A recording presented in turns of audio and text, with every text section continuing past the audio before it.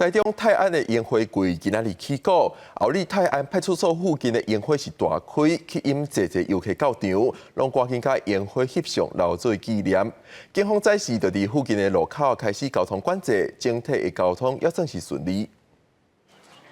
烟火大开，相机、手机是翕袂停。台中市泰安烟火季日开始，中部天气是真好，一透早就有大批游客来佚佗，想要来看卖烟火的水。樱花非常的美丽，然后很红，非常的红。然后今天是第一天开嘛，对。然后我带我老婆，你看她很开心，她还把那个樱花挂在自己的耳朵上面。虽然这次花期比较晚一点，但是我觉得都开得蛮大、蛮盛开的，对。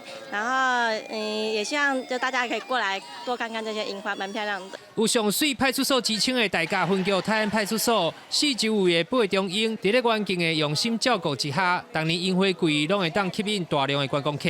附近的摊商讲，今年花开的状况真好，期待会当带动地方的经济。因为今年的花开的实在是蛮漂亮的，对希望大家能来观光一下，促进我们的经济繁荣。现在交管的时间是每日的8时到下午的17时。假如说搭火车的话，可以到我们这个泰安新站那边下车然后沿着阿梅路走进来。泰安派出所提醒。 目前周围的交通也阁真顺。今年烟火季交通管制时间是即马开始到3月初2，逐天早起的8点到下晡5点。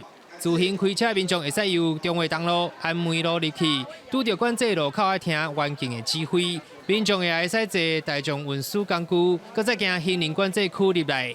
公司新闻台中报道。